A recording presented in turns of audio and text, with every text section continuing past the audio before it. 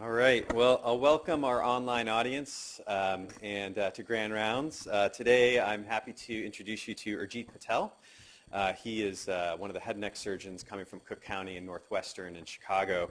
Dr. Patel did his undergraduate at Brown University, went to Yale for medical school, and did his residency at Washington University, where he met two of his esteemed colleagues here, Dr. Sunwoo and Dr. Surjani.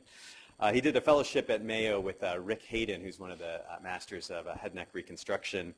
Since graduating, he's been at Cook County as an attending at the Cancer Center, in the Division of Otolaryngology, and he's been chair of the division since 2006, and then also practicing at Northwestern.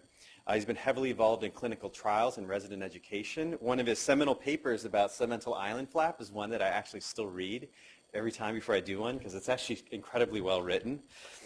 He's been chair of the Cancer Committee at Cook County since 2009, and his excellent work there has nominated him to be currently the interim medical director of the Cancer Center and soon to be medical director as Cook County formalizes a formal cancer center there. He's been very active in the HNS, particularly in the Reconstructive Committee, which has really galvanized the committee to do a lot of great work over the years. And on a personal note, if any of you spent time with Urjit, he has got an incredibly calm and zen-like demeanor.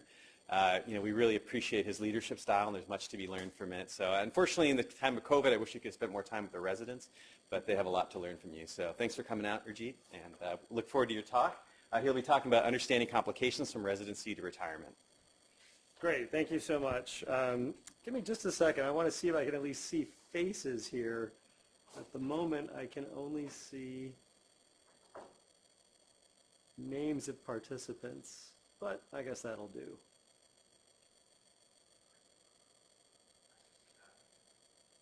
Okay, in any case, again, thanks again for having me. It's a real honor to be here.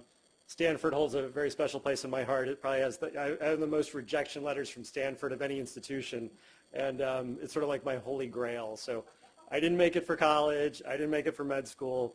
For residency, I ranked at one notch below WashU, so I always like to think if WashU didn't take me, I might have come here. I interviewed for a faculty position with Bill Fee when he was chairman, and ultimately chose to go to Chicago, which is where I've done a lot of the work that Dr. Devi was talking about. So you can imagine my delight when I was invited to be a guest speaker here today. And it was a big night at the Patel House, lots of celebrating. After 34 years of rejections, here I am. So anyway, much appreciated. In terms of coming up with a topic to discuss, again, my career path has been very heavy in head and neck surgery, reconstruction, some amount of tours, some amount of administrative work with both reconstruction on the committee level, and then developing a cancer center. So these are all areas that I consider talking about, and part of the problem here is you have such a deep bench of esteemed faculty that like every one of those areas is so well covered here. And looking around the individuals in the room, and also Dr. Holsinger, Dr. Rosenthal, who obviously has moved on from Stanford, but you've had a lot of great leadership. So I thought, let me pick an area that maybe I can shine that nobody has claimed, and that is, complications. I could be really good at that, and that's sort of undersubscribed. So anyway, this is also designed to be a little bit more interesting to the non-head and neck members of the group, and that's the residents as well as the other faculty who may be watching. Because I think this is applicable to really anybody in any surgical discipline, and perhaps even any medical discipline. So here we're going to talk a little bit about complications. And I think some of the concepts you'll see will apply to you whether you're a resident, a student, chairman of the department. And so let's see how it goes. Again, this is, I'm sort of an informal person, as Vasu was mentioning. So feel free to shout out any questions, and hopefully there's a way to see that those questions are being asked. So let's see. Yeah, so, and maybe John, who can keep an eye on the chat for me, that would be helpful. So no financial disclosures. Again, the only disclosure I'll make is one of familiarity with a lot of members of the division. So, John and Dawood and I were all co-residents together at WashU. I've known Vasu for years as we first tried to convince him to come to Chicago, but failed in that regard, and but that brought him here. Chris Holsinger, I distinctly remember, taught me my advanced tour skills. meaning the class was on advanced skills. I don't think I possessed those at the time, but taught me on how to use that FK retractor to get tongue-based exposure. Eben Rosenthal has been a valuable mentor to me as well. I probably learned how to do a thyroid biopsy from Lisa Orloff at some point. So in any case, by ultrasound, I should say. So really, I've known your division here quite well over the years, and again, it's a privilege to be here. So, okay, let's start with an anecdote, and this is a true story. Okay, so I was doing a superficial parotidectomy. This was a couple years ago. Moderate-sized benign tumor, no big deal. It was early in the academic year, so probably July or August, and I had a PGY4.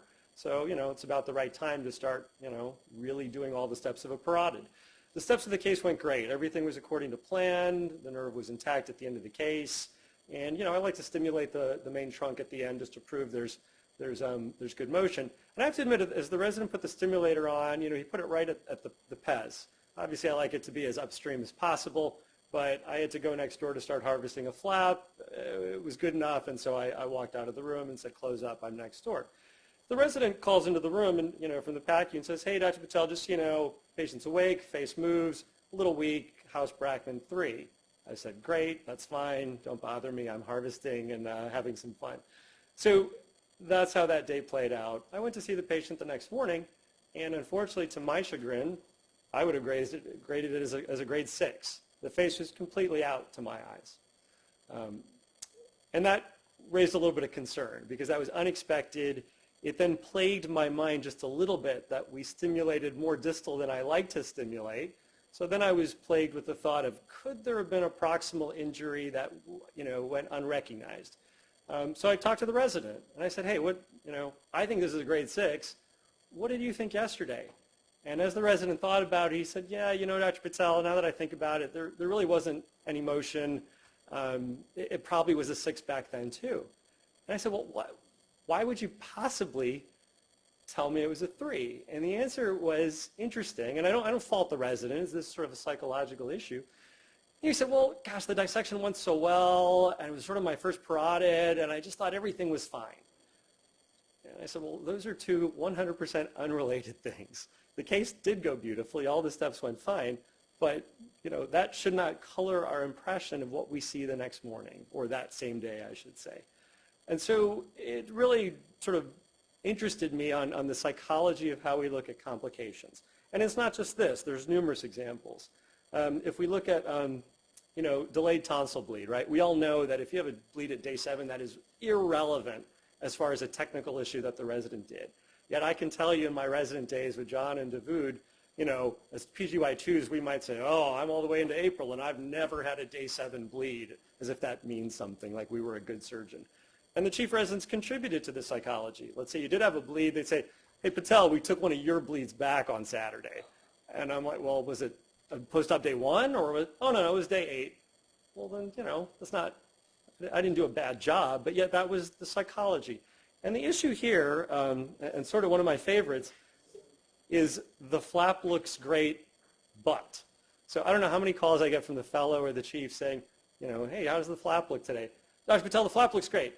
But, the neck's kind of swollen and the skin's a little dusky and I can't quite hear the Doppler as well as I used to. I said, well, why didn't you open with that? Why would you possibly open with the flap looks great? And there's an underlying sense that, well, we all want the flap to be great. And so there's a tendency to open with that as if that's what I want to hear.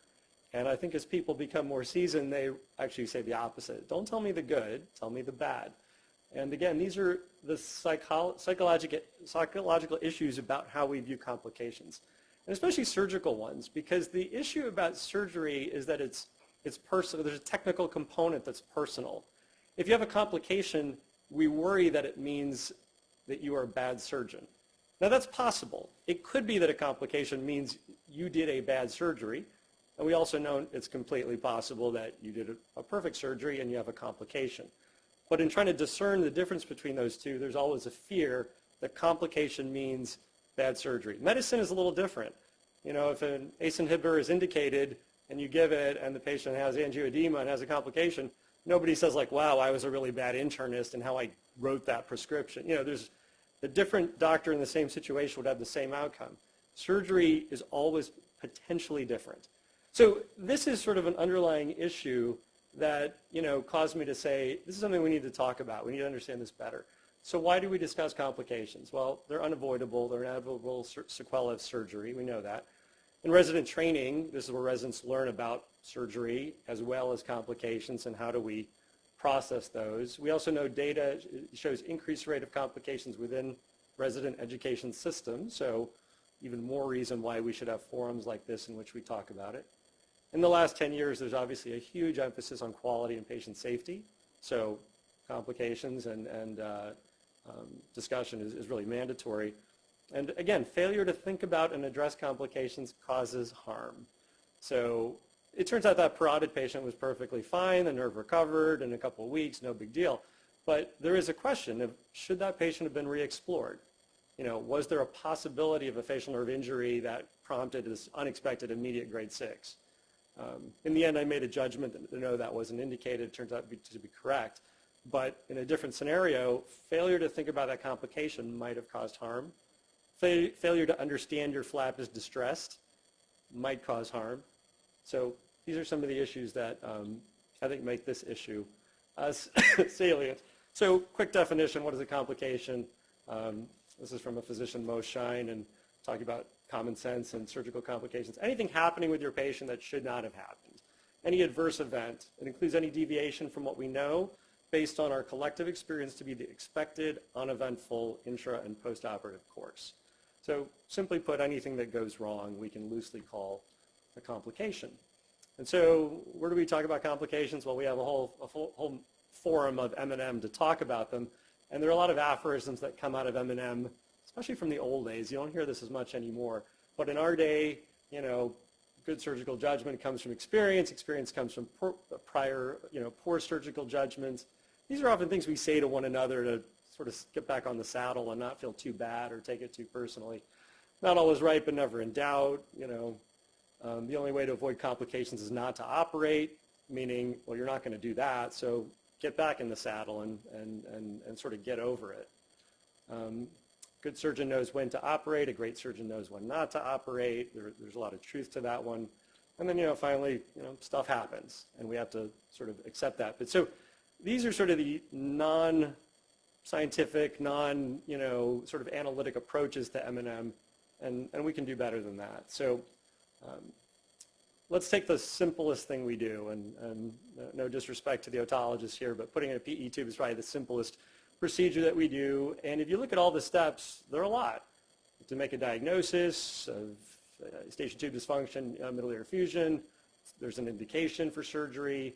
We might do a thorough H&P, catch any relevant issues. There might be pre-op testing. Ultimately, the patient's taken to the OR for the procedure. Here you want it to go technically correctly, tube in correct position, don't scratch the EAC, don't knock the stapes in the process, and then a normal post-op course, maybe improvement of conductive hearing loss. Finally, the tube will extrude at the appropriate time frame, and hopefully the TM heals appropriately. So these are all the things that are going to happen in the simplest thing that we do, and there's potential for complication just about at every one of these steps. And so, it's a real question. How do we really do our best to deal with complications? And so you can see from that list, there are many possible ways to get a complication and pathways towards it. And so we have to think about prevention. That's the best, obviously, prevent complications from happening. How about the ones that are going to happen no matter what? Well, it's nice to predict them. It's nice to know ahead of time that they're going to happen. And then finally, if they're going to happen, we want to diagnose them.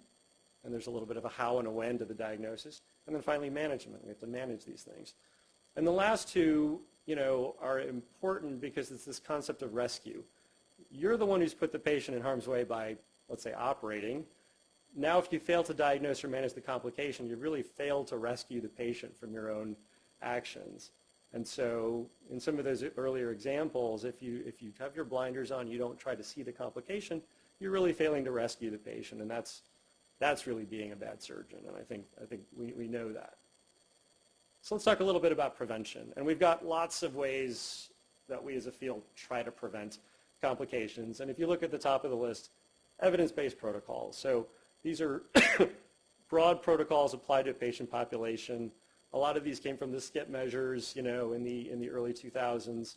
things like antibiotic prophylaxis, thromboembolic prophylaxis, and we have, algorithms and nomograms to help institute, prevention measures. So study from Stuhlberg et al. In 2010, just by instituting skip measures, we could bring complications down from 14 to 7%. Essentially just following best practice, patient by patient in an algorithmic way.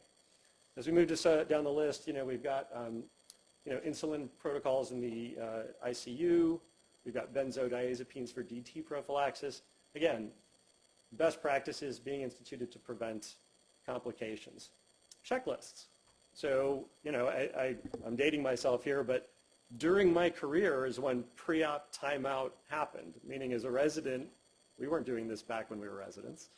So during our careers, my career, that was developed, and at first we sort of scoffed at checklists. We said, we don't think we need them. But it was shown that with pre-op timeout, post-op debrief, complications could be brought down from 20% to 12%, and incidentally, I'm not sure the details of this study, it actually lowered hospital stay and overall mortality. So a lot of good things came out of some of these maneuvers, and in real time, we sort of questioned their value or their utility.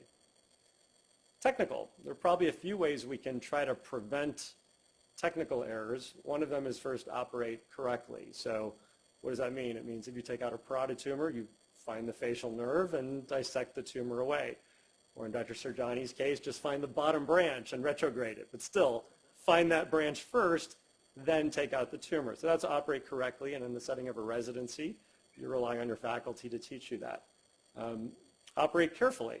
So again, we have judicious use of bipolar next to the nerve, or we have delicate techniques. These are things that we can practice to technically avoid complications. And then there's simulation. So, maybe on a robotic platform, you can go through some simulation exercises and try to improve technical proficiency before you really put your patients at risk. So these are some of the methods that we have for prevention.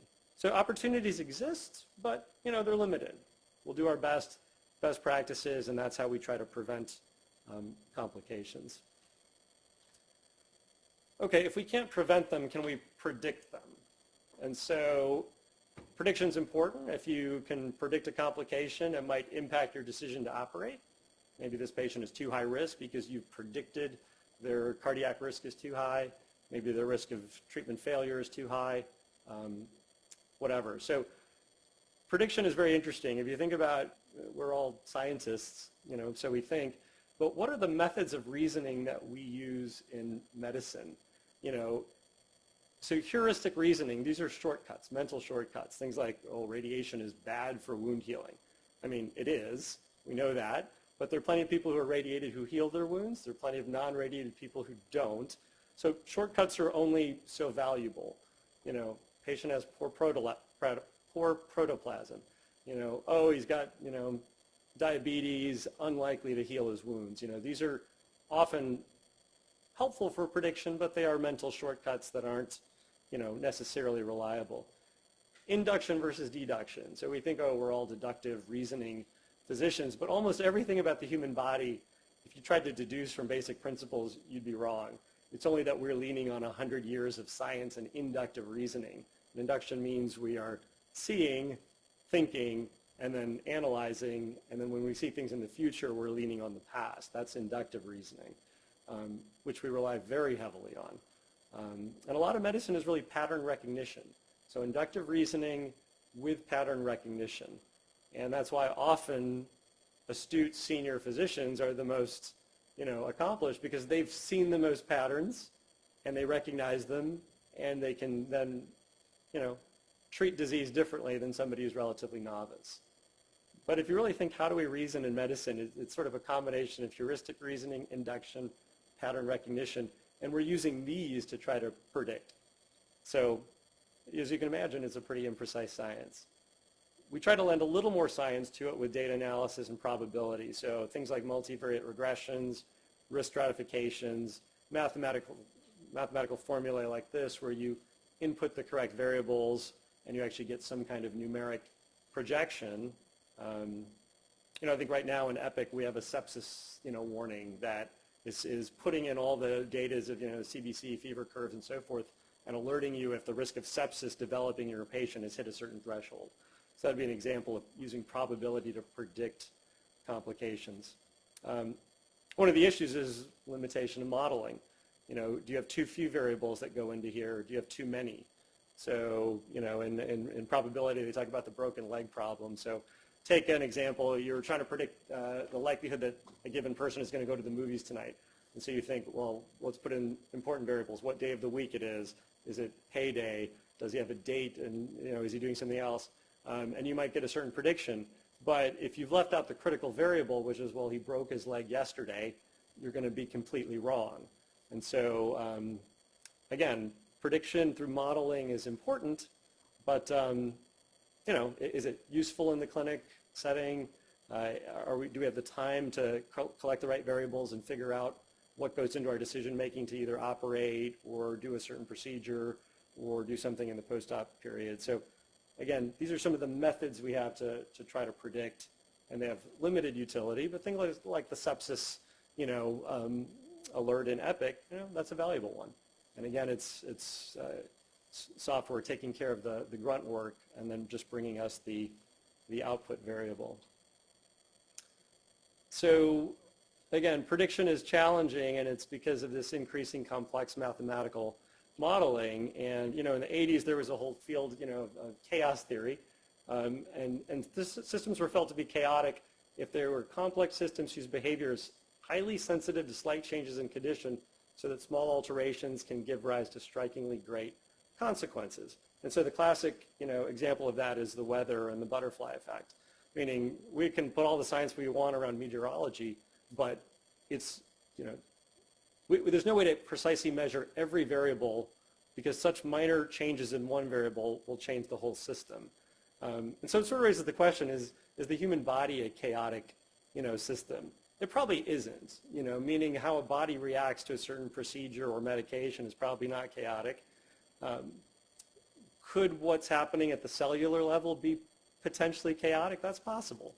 And so we don't know. And the question is, piloting a plane versus meteorology, for example. A plane is not a chaotic system. Engineers designed it and built it over years, and every part of that plane is fully understood. And it's not the case that minor changes lead to massively different outcomes. And so is the body more like an airplane, or is it more like the weather?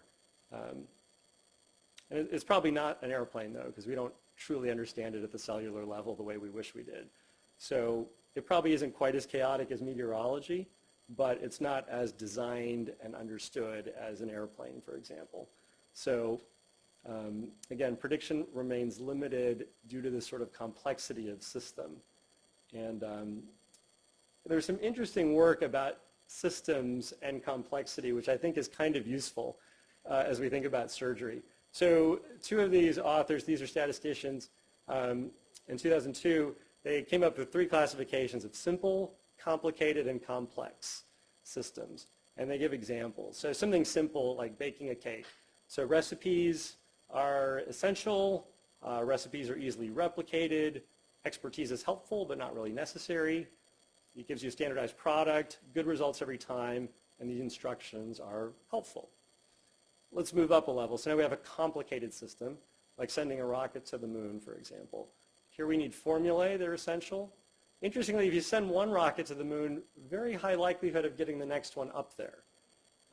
You do need a high level of expertise, often coordinated. Rocket launches are similar in most ways. And again, it gives good results once the original problems are solved. And here rules are helpful. Sort of the highest rung of the complexity ladder is the complex system. And here the example is raising a child. And for anybody in the room or online who has multiple children, they would probably believe everything I'm about to say. Limited use of formulae. Raising one child gives experience, but no assurance of future success. Expertise is helpful, but again, not sufficient for success. Each child is unique and must be approached individually. Outcome remains unpredictable and uncertain. And again, here, when this is true, the outcomes are unpredictable, uncertain, instructions and rules aren't necessarily going to save the day, and sort of values are what are most helpful when dealing in complex systems. And so, it's an interesting question, the act of operating on a patient and the results thereof. Where are we? Which system are we dealing with? Something simple, complicated, or complex? And usually if I'm in a room of residents right now, I'd pick on somebody and say, take a stab at it. What do we think? And so I don't think we have that opportunity, although I will throw it out to the faculty here. And I will preface that my answer is not simply just one of these three. Any thoughts on like surgery? What complexity are we dealing with here? All right. Probably does. So the way I'd answer this is that I think the act of doing surgery is somewhere between simple and complicated, and that does depend on the type of surgery. Putting in a PE tube, probably simple. Doing a multidisciplinary skull-based resection with rhinology, neurosurgery, and oculoplastics, complicated. And the authors also said a complicated system is just really a collection of simple systems put together, and that's why it can be controlled. So I'd say the active surgery is somewhere between simple and complicated. I think the response of the patient to surgery is somewhere between complicated and complex. And it probably is a reminder that we don't have a full understanding of the human body. We don't understand why this patient has a wound issue and leaks and gets a fistula, and the seemingly exact same other patient doesn't. Is it something chaotic at the cellular level? Is it something not so chaotic, but that we just don't understand? And our mental shortcuts of, well, that one's diabetic or that one's being radiated, those give us some indications, but again, is it just simply a system that's too complex? So anyway, it's an interesting way to think about things and trying to understand the response of a patient to what we do to them. And so the authors had a couple recommendations that when you're dealing with complicated systems, which again was the middle category, linear thinking, solution is external to the system, we're adapting to a static environment, you get these designed outcomes, and again, rules are helpful. If you're dealing with complex systems, maybe nonlinear thinking, solution is part of the system. I'll get back to that concept a little bit later. Interaction with a dynamic environment, again, I'll bring that up later. And you sort of get these emergent outcomes that aren't, unfortunately, designed. We wish they were designed, but they sort of emerge in various ways. And again, values are helpful in these systems. So a little bit of framework on how to think about the complexity of what we do. So we talked about prevention, we talked about prediction, and now the rest we'll spend talking about diagnosing complications and some of the difficulties and biases that our brains are subject to. So again, we want to focus on diagnosing complications if they're both unpreventable and unpredictable. Diagnosing complications actually requires the same attention as is needed for diagnosing initial problems. So, a patient walks in with a new neck mass, I have a whole list of things I'm going to do to diagnose that. Same attention I need to spend on the patient who's post-op day 2 from their flap, and I have to diagnose, is their flap doing well, for example, the same degree of attention. And why is that? I mean, first of all, it's by definition iatrogenic. We've operated on this patient. We're now sort of completely on the hook for anything bad that happens. And there's a timeliness and urgency factor in this concept of rescue, that if you sort of are asleep at the helm and don't take this job seriously, you actually could harm the patient or fail to rescue them from what you subjected them to. And that's what some of those earlier examples were about. So again, we've got these barriers to diagnosing complications like our PGY4 doing the parotidectomy or the fellow looking at the post-op flap. So Cross Carey is an ER physician who's done quite a bit of work on the importance of cognitive errors in diagnosing complications and strategies to minimize them. So again, why are we missing the boat on seeing these? And there are cognitive errors, meaning we're just not thinking about it correctly. We have failed heuristics, meaning our shortcuts were somewhat helpful, but they don't really tell us enough of the story. There's failures in perception. Maybe we just really didn't see the absence of motion on that face and we misgraded it. Possible. But more likely it's an observer bias. It's that observer didn't really want to see that motion issue for a variety of reasons. And so the more we understand our biases, the better. So Adam Galinsky is a professor at Kellogg in the School of Business, and he talks about 6 basic psychological truths about humans, which I find fascinating and most likely true. So number 1, the need for respect and to save face is a driving force of human nature. So, all of us to some degree, some more than others, care what everybody else thinks. As I stand up here, I hopefully don't sound like an idiot because I want to sound hopefully, smart and like somebody who's got something important to say. My PGY4 doing this first parotid wants to seem like a good surgeon who doesn't, bag a facial nerve publicly, and the whole residency might know. So there's a need to save face, and it's really a driving force of human nature. Number 2, losses are more painful than gains are pleasurable. And this one I think is true, and there's some data from the sports world that we're going to look at to help see these. And these two are kind of working in tandem. So let's move to the NBA. So 2 other statisticians, Berger and Pope, looked at the NBA and basketball scores. And so what you see on the x-axis is the difference in score at halftime from the home team and the away team, and then the likelihood of winning on the y-axis. And so as you might imagine, if you're down 10 points at halftime, low likelihood of winning. If you're up 10, high likelihood of winning. Again, this is the home team. So interestingly, you'd expect this to be just a linear straight line. But interestingly, you see this little inversion that occurs right around 0. And so it means that for the home team, if you're actually losing at halftime in front of your home team, you actually play better, to the point that your likelihood of winning is actually higher than if you were actually 1 point ahead going into halftime. And the way the authors interpreted this is that the fear or the risk of losing to your home team was profound enough that you could actually make up losing ground. Now there's a limit. If you're 10 points behind, all the cheering of the fans in the world isn't going to save you most of the time. But sort of a reminder of those 2 psychological truths. We want to save face. We really don't like losing. We'd like to win, but we hate losing even more. Next example comes from golf. So quote from Tiger Woods, anytime you make big par putts, I think it's more important to make those than birdie putts. So I guess I should preface for the non-golfers on the call. Every hole has an expected number of strokes you should take. That's called a par. So it could be 3, 4, or 5. A birdie means you're going to finish with 1 less stroke than par is, or average. And making par means you hit it with the correct number of strokes, or the average, or the expected number. So Tiger here says you don't ever want to drop a shot. I mean, you don't want to be one behind what is expected. The psychological difference between dropping a shot and making a birdie, I just think it's bigger to make a par putt. Now, we can all do basic math. Either way, it's a dropped stroke. Either way, it's 1 point less in your score, 1 point more in your score than you would have. Does it really matter if you're going to make this putt to get ahead or make this putt just to stay where you're expected? So our statisticians analyze this.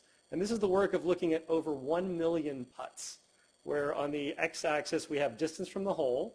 On the y-axis we have likelihood of making the putt. So as you can imagine, the further you are from the hole, the likelihood goes down.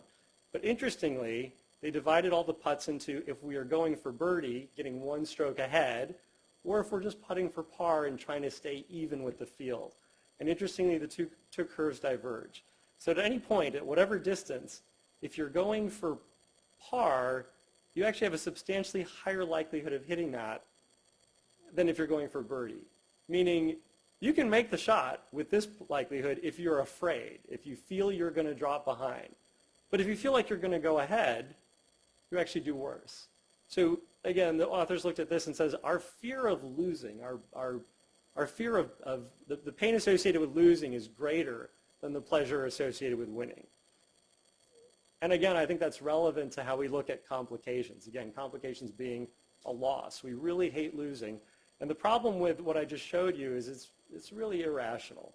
So we should always be aware when we're subject to irrational bias. So that those 2 graphs that I just showed you, it's completely irrational that those 2 curves diverge, and yet they do. It's even more complicated when it's objective versus possibly subjective. If you're putting on the golf tour, everybody's going to know if you made it or not. There's no way to hide that. When we go look at a post-op patient, perhaps nobody needs to know that was a House-Brackman 6. And that's why we have M&M conference, where we force ourselves to, take things that are potentially subjective, try to put objective measurements on them, and again, not keep them private, but make them public.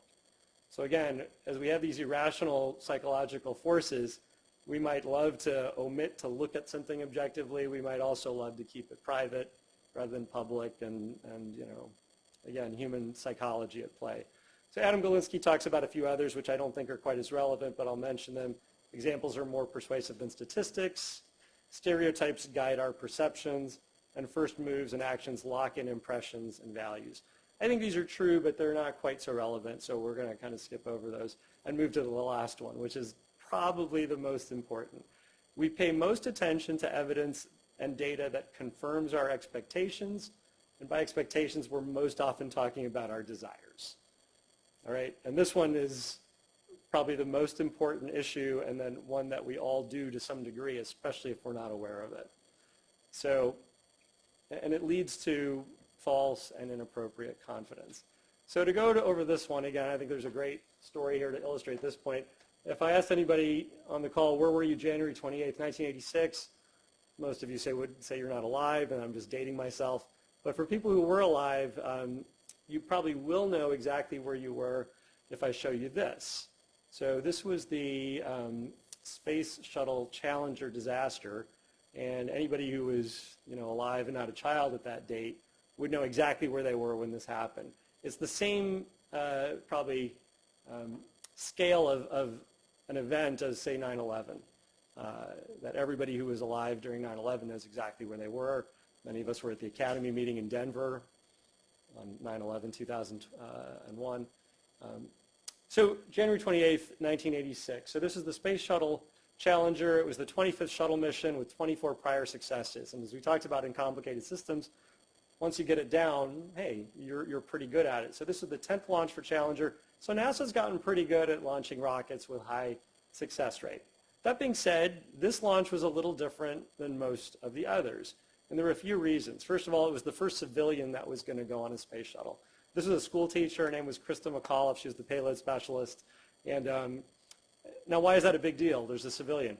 There's a big deal because it was a civilian school teacher. So every school around the country was going to watch this launch.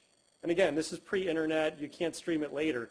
At a certain time of day, every TV in every classroom was on as every school had an assembly to watch this launch. That's kind of a big deal. We're talking about public and private. This is high profile. Number two, there were delays.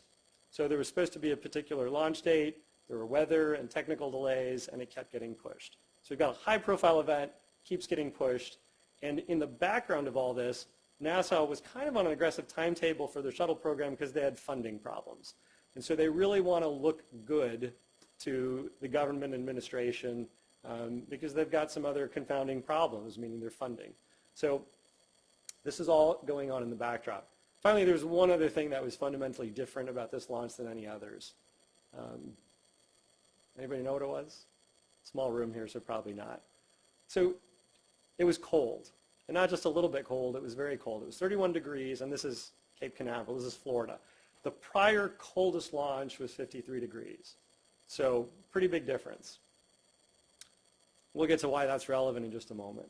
So despite numerous critical warnings, signs, there was a decision to launch, and unfortunately that was a bit of a fateful decision because it resulted in destruction of the space shuttle 73 seconds later with all hands lost.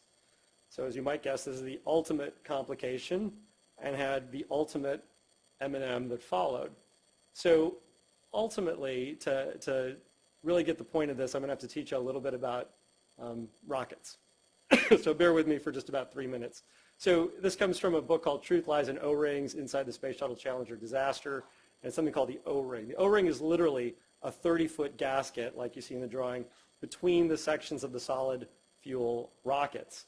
And those O-rings, they seal the joints, and they're important, meaning if they leak, you get fire or flame escaping from these gaps. Actually sounds like that would be awful. It turns out the fire escaping is not so much the problem. It's the fire escaping and hitting the liquid fuel rocket. That's the problem. So these are called criticality level 1, meaning they're ultra important. Suppose if the space shuttle has a microwave and there's a light bulb in there, that's probably a level 8 or whatever. But if something's level 1 and it's not working, you're not supposed to launch. So Morton Thiokol is the company that makes the rockets, and they knew for years that cold weather was a problem for the O-rings. And so with the forecast, Thiokol issued a no-launch recommendation. They said, it's too cold, don't launch. We know our O-rings are problematic based on O-ring uncertainty. NASA independently had a no-launch red line of 40 degrees, just already. They also overrode that. They disregarded their own safety protocols. And so there was intense pressure from NASA to the senior reps of Thiokol to say, hey, we paid you for this rocket and now you're telling us we can't launch? We really want to launch. And again, that gets back to the other issues we mentioned, that there was pressure from their funding, the whole nation is watching, kind of a lot of issues. So they convened a meeting between NASA, Thiokol, and the engineers to look at the data. They say, we're scientists, we should be able to figure this out. So all the previous launches, they took all the O-rings, and they collect all the rockets after every launch, and they analyzed them, and they measured O-ring distress, and they took all the examples of distressed O-rings and plotted it against temperature. Said, hey, let's see if there's a relationship. And as you look at this graph, you might say to casual inspection, I don't see anything really jumping out there. There are about 6 or 7 indications of O-ring distress. Temperature doesn't seem to be highly correlated. Unfortunately, there's something missing from the data here. Anybody in the room know what it is?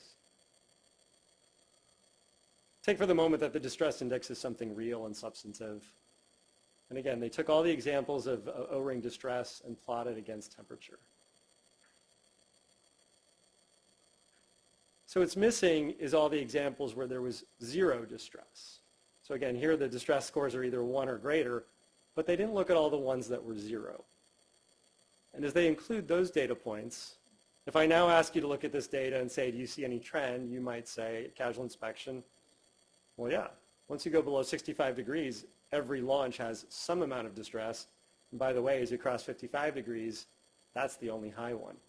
If you had to ask a statistician to put a graph to this curve, they would put a line in like that. We plot that against 31 degrees, and this is the distress that NASA should have expected. This is a case where, for many reasons, smart individuals said, we looked at the data, we analyzed it correctly, but in reality, they most likely looked at the data that they wanted to look at to give the answer that they were hoping to get, which was, we want to launch. And yet, this data, when correctly analyzed, would tell you the exact opposite. So the Rogers Commission was the ultimate M&M. They were the commission that was charged with looking into this, and they did confirm the Challenger disaster was caused by O-ring failure. They said failures by NASA and Morton Thiokol to identify the design flaw, to correctly analyze their data, to adhere to launch abort protocols, and they came to accept O-ring uncertainty as an acceptable flight risk. So all of these things were mistakes that were ascribed to the executives during this process. The shuttle program reopened 3 years later. It ultimately ran 135 missions, but it wasn't the only failure. There was yet another catastrophic loss of shuttle. That was the Columbia disaster in 2003. And interestingly, when there was a commission for this one, NASA came to the same conclusion. NASA had failed to learn the lessons of 1986 and continued to incorrectly analyze data in exactly this way. So I think we'd all agree that being an astronaut is probably not the safest occupation in the world, but the astronauts probably put quite a bit of faith in the engineers, scientists, and executives in Houston, and at least on 2 occasions, they probably did so incorrectly. That faith was misplaced. And why do I spend 5 minutes talking about this? Because we do this every day that we are taking care of patients, especially when we're recommending somebody go to the operating room, for example. We hope that we're going there for the right reasons. We hope we've analyzed all their pre-op data correctly. We hope we stick to our protocols about safety.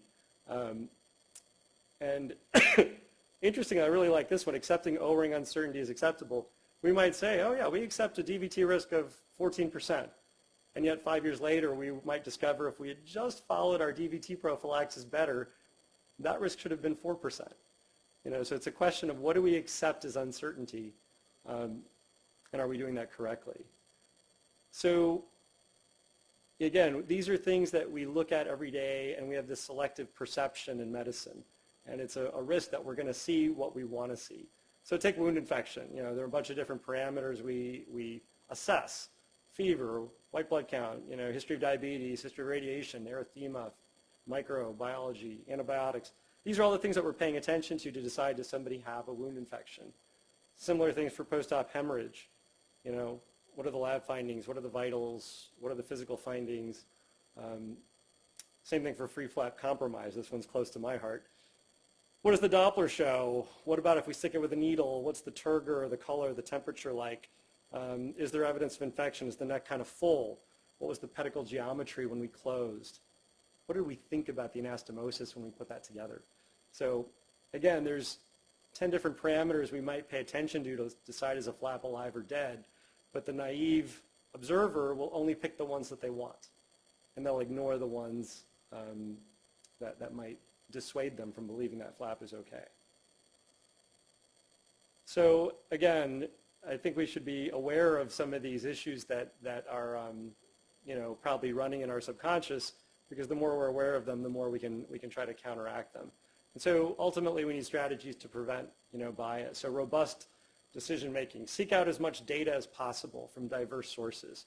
So as we looked at those 3 different complications, there are many data points that might help us diagnose one of those 3 things, for example, and you want all the diverse sources to help you arrive at a conclusion. You want to integrate the data. You don't want to just look at the part that tells you what you hope to see. Something I find useful, always consider the opposite of what you think is true, or more specifically, what you actually want to be true. So, there's a white swan hypothesis. All swans are white. So how do you prove that? You don't go around finding more and more white swans. You specifically look for other ones. And it turns out there is a black swan in Australia. So with free flaps, I do this in real life. I walk into every free flap that I see post-op and just start with the assumption this flap is dead. Okay? And then again, as an experienced flap surgeon, I can pretty much prove it's alive in about 0.38 seconds of the mouth opening, looking at it, hearing a Doppler, looking at the neck. But I at least start with the assumption it's dead until I can find enough evidence to prove that it's alive. It's being a pessimist rather than an optimist, but then using the data to bring you to the correct conclusion. Identify and avoid pressures that lead to bias. And there are lots of things that bias us. Maybe we have time pressures. Maybe we have institutional pressures. Let's say the institution, we've been arguing, Dr. Holsinger says we need more robot time, and Stanford says, fine, we're going to give you your own robot, but you better use it. Now a patient comes in, their T3 tumor is a little bit T4-ish, they didn't stop their Eliquis yesterday, and if you don't use your robot time, we're going to take it away. Are we going to let those external pressures, do something that's not correct? And I'm saying here that we're all subject to these, but the better that you're aware of them, hopefully it'll help you come to the right conclusions. Metrics, we're all, measured now. Post-op hemorrhage or take back for hematoma, for example, that's a big measure of the hospital. If I don't say that neck is very full, maybe I won't take back the hematoma and my measure or my metric won't show up that way. Patient expectations. Patients want a good outcome, fair enough. Maybe they didn't expect to have this Daboff tube in for 10 days. Maybe they're upset that the trach hasn't come out yet. Maybe they thought they'd be home for Thanksgiving because you said they would. But now it's the Wednesday before and you're kind of worried about something and you'd like to keep them in the hospital. We have all these pressures that are going to impact our ability to see and recognize complications. So again, I think it's very helpful. Eliminate your personal expectations. Really take out the part about what you want to be true and really seek out your complications.